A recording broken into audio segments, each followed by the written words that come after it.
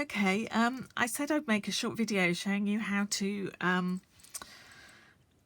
change brushes, make slight adjustments to brushes to make them easier for you to work with or to adjust them to your own needs. So I'm just going to make a really short video.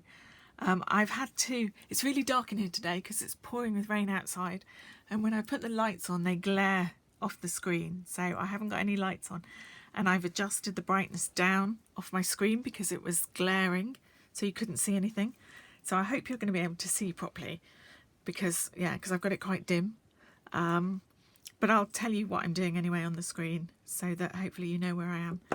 So I've got Procreate open and I've just got a canvas open here, and I've got black chosen as a colour. I'll recap on where you find black just for anyone who's new to Procreate. So I've got the palettes open, and to find the colour, the colour wheel, you go to disc, which is at the bottom of the palettes menu, and if you double click in the bottom half of the colour wheel it'll take you straight to black, and if you double click in this top corner it'll take you straight to white, and that's the easiest way to get black or white. So if you go to black, and then so I've got a huge, I'm going to delete that was me, sorry, that's me checking what I was going to show you, but that's something you don't need to see yet, I'll show you in a minute. So I'm just going to get rid of it. So as you can see, I buy lots of brushes. I have hundreds, literally hundreds of brushes on here. But what I wanted to show you was how to make minor adjustments to your brushes to make them easier to work with.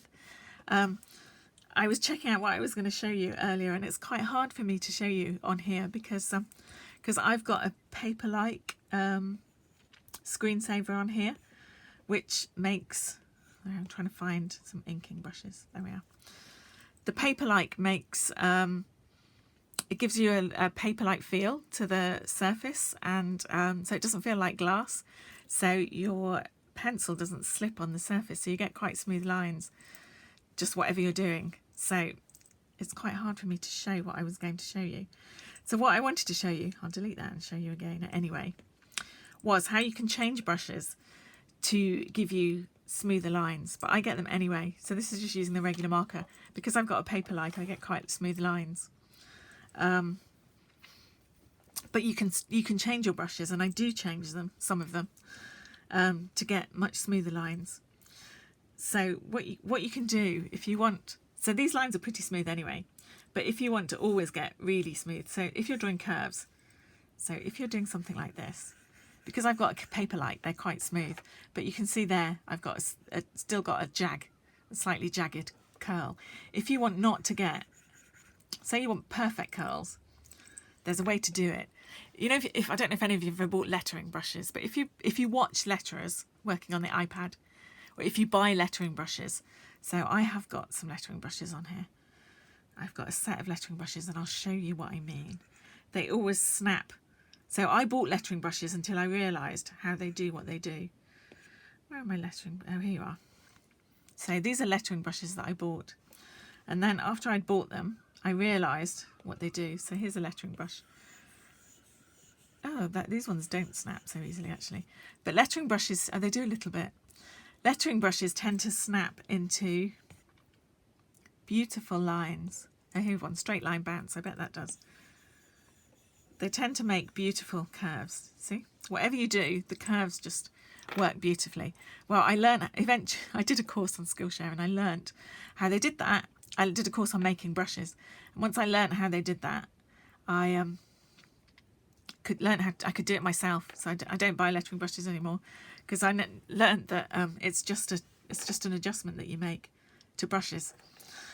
So I will show you how to do it, and then you never need to buy any lettering brushes. You can do it yourself. Yeah, you don't have to spend money on them. So I'm going to go back to the... So I'm only going to show you... I'm going to show you how to do it on brushes that you get with Procreate, so that you can see how to do it on the brushes that you already have. So the first thing you do is, so go into a brush. On any brush, you can make adjustments, but my advice is don't adjust the original brush. Make a duplicate. So I have duplicates. So on lots of my brushes, I have duplicates of those brushes. So if I use a brush a lot, you know if you've made a duplicate because I've got one here, because you get that little mark there. And when you have that little mark in the corner, that means it's a duplicate brush or it's an imported brush. So that one's an import. I have a ballpoint pen brush, which is an import. But here I've got fine tip and fine tip 1, and it shows you which one is the duplicate. So that one, I always keep my duplicate on top. So that one on top is a duplicate. And the main reason I duplicate is to streamline the brush. So that's telling me what I'm going to show you to do, how to do. That's telling me that that's my streamlined brush. These days, quite often I put in front of it that I write streamlined. So I know that that's the streamlined one too. So duplicate the brush and then work on the duplicated one. So that's the one you play with, not the original. And then you've always got an original. It doesn't matter for me so much with imported ones because I keep all those anyway. So I've got files of those so I can always import them again. But with the original ones that came with Procreate, you don't really want to do that. Once you go into the settings, so once you've got it, if you just tap it once, it'll take you into all the settings, and you can play with all the settings. So you could play with this for hours. You could spend hours and hours playing with everything. Once you go in the settings, this is like the shape of the brush and the source. And where it says swap from Pro Library, if you go into that, you can see it's quite interesting just to go and have a look. You can see all the settings for that brush. For any brush. These are all the things that the brushes are made up of. And you can add things to this. So these are all the settings. It's just quite interesting to go and look, I find. So you can add to those. And then you can just go along and have a look. Brush behaviour, properties, size. So if there's a brush that's a little bit small and you want to make it bigger, you can do that. There's all kinds of things. Opacity. So if it's a bit dark for you and you want to make it lighter and you're fed up with messing with the opacity, you can just make it more opaque anyway in here. So say there's a brush that you use all the time, but you never ever use it on full opacity, and you're always making it more opaque. You could make a copy of it and just make it more opaque or smaller, or if there's something that you're always changing because you really don't like how dark it is, or you don't like how big it is, you want to make it smaller, you could just make a second one. And just change those things. Yeah, sorry, that's how the pencil responds to it. But in the dynamics, you can change everything about it basically. You can just fiddle with it and change it all the time. So this is the size and opacity here at the beginning. And you can change how it responds to pressure. So if you never want it to change when you press on it, if you want it to change more than it does with pressure, you can do that. And you can play and see. But the one thing I'm going to show you now, which is a thing that I do a lot with my brushes, is if it's something that I'm drawing with a lot, and this is particularly for drawing hair. So when I'm drawing hair, I tend to use my second brush. So I tend to use the regular brush for drawing everything else, but when I'm drawing hair on here, I tend to use my streamlined brush. So I change the streamlining. So my advice is never go above 75%, because if you go above 75%, the brush tends to skip, the line tends to skip, so you get gaps in it. Below 75%, it doesn't. It depends what brush it is. So sometimes it does. If you draw with it and it skips, so you get gaps, then you just go back and adjust it lower. And sometimes 75% is too much, and I go back and I make it 60 or 50. You just have to play with it and see how it works. Sometimes 75 is too much, so quite often I'll go back and I'll make it 60. It just depends on the brush. But that's the main thing I change. Is spacing would be something like, so I've made myself a brush of dots so I can draw a dotted line, and there you would change this, you would fiddle with the spacing to get it right. Oh, I'm going to put that back because I don't want that. But you would change the spacing. So I've got a dotted line where I played with it a long time to get the right spacing. But the streamlining is really useful, because then what you get, so if you're drawing hair and you want quite smooth hair, you get smooth lines. And that's what letterers do. That's how they get all those beautiful smooth lines on the iPad. They just streamline their brushes.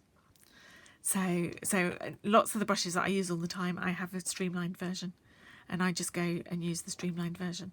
So once you streamline it, can you see how the brush is automatically, it automatically makes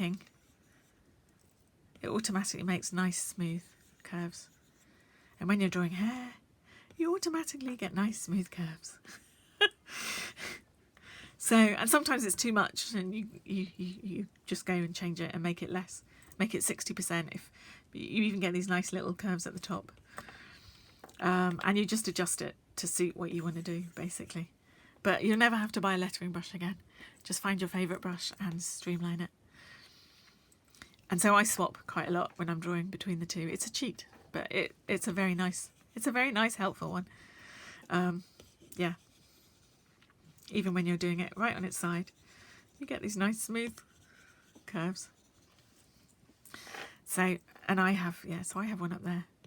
I don't know if you'll be able to see so you see there, that's really, yeah, I've got all those lines. But if I go to I'm pretty sure that'll be a streamlined one. Yes, it is. You can tell as soon as you use it with that one. Some it's not that obvious. The marker pen, it's not that obvious sometimes. But that one, you can see the difference between that and that. So streamlining, really, really useful. Really, really useful thing. Yeah. So I highly recommend it. Then I'll clear that layer. And then the one other thing I wanted to show you was... So these things are really useful. I bought these, but I'm going to show you how to make them. I'm just going to find them. Where are they? Watercolour stamps. So I bought a set of watercolour stamps ages ago before I found some really good watercolour brushes, and I was trying to get watercolour effects, and I was like, oh, how do you do that? And lots of people sell these watercolour stamps. But then I learnt that you can create your own. Again, I did a Skillshare course and learnt that it's really, really easy to make your own stamps. So how do you make stamps? So I'm going to show you. Again, I'll show you using something that the brush. If you've only got the Procreate brushes, you already have some stamps. So I'm going to clear this. So a stamp is something. It's not a brush, so you don't kind of. It is a brush, but it's a stamp brush. So a stamp is something where you just... So a brush is like that, where you go like that. A stamp is something where you literally just get one image. So when you use it, you just get one image rather than a long line of images. So in the Procreate brushes, in spray paints, you will have burst and drip, which are both stamps. So when you use them, you just get one image, so it's like a stamp. So you can use that to create another stamp. You can use that to create lots of watercolour image stamps. What you need to do is paint with, so you can use your watercolour paints, and ideally use black and just create a splash and take a photograph of it, black and white. Or you can take a colour photograph and just turn it into black and white. What you need is a black and white image of a watercolour splash. Or you can just go into here and draw, use a watercolour, use one of the watercolour paints and paint a splash with it. What I did, I will show you what I did. I'll just import it here and show you. So I combined the burst, I'll show you here. That's a combination of the burst and a flick to get an image, which looks like a splash. So as soon as you have an image of any kind, it has to be in black and white. And the other thing you need to do is, I'm just going to go back to that, go away for a minute, is you need to make it square and make it as big as you possibly can in the square. So you can see my image in that square. So if I go to my photos,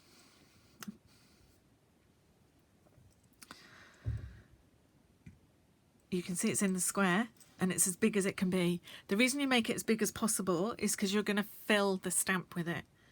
And if it's as big as possible, then when you're using it as a stamp, it'll be as big as it possibly can be. So edit it down. So take the photograph, but then use the edit in photographs to make it So use that button. I mean, I can make it a bit smaller, a bit bigger yet, to make it as big as it can be within that square. So then, go back to Procreate. And if you go into the brushes, take a stamp brush, so burst will do fine, make a duplicate. And then we're going to go to source that we were looking at earlier. So it's the last bit in the edit menu here. And we're going to go to insert photo. So insert photo, and you're going to choose that photo. And then, because it needs to be black on white, because stamps are always black on white, you just invert the shape, which is the top choice there. And that's it. You've made a stamp. It's that simple. So you can take photos of all your watercolour splashes. So instead of being an idiot like me and buying all those stamps, you can just make your own. I can't believe I spent money on all those stamps because I didn't know that you could do this. So you can basically just make your own. And there you have it. You have it. And you can rename it. So if you go up here, you can just give it another name. So I'll just call it Burst 2. And you have your own, and no one else will have that. That's original to you. You could even sell them. You can make a collection and sell them if you want to. And now I can go here. Let's clear that. Choose a colour. And you can, and if you press, if you go really small, you can make small ones. See? And you've got your own watercolour stamp. You can go lower the opacity and make it really pale. And you've got your own stamp. So it's that easy. So just go and spend the rest of the day photographing watercolour stamps or making your own stamps with combinations of things that already exist. I mean, you can go and use the watercolour brushes or any of the paint brushes actually. So you could go and use, I don't know, clear that off. Clear. Just make sure it needs to be black. So you can go and use these. There we are. And make a stamp of that. Or put a splash over the top of it in black. I don't know, you could do a fresco maybe over the top. I don't know. There we are. That would make a good stamp. And that's all you have to do. But you need to make sure that you could export it like that, but make sure that you edit it into as small a square as you can to make a bigger stamp. Because if you make a big stamp, you can always use it small, but if you did that, if you use that as your stamp image, well, it would be a square. But if you use that with all that white space around it, your stamp would be tiny. So you need it to fill the whole stamp square. Because you can always make it smaller when you're using it. You can always make it smaller on that, but the largest size however big it is in the stamp square, that's going to be the biggest it can ever be in an image. So, okay, I hope that was helpful.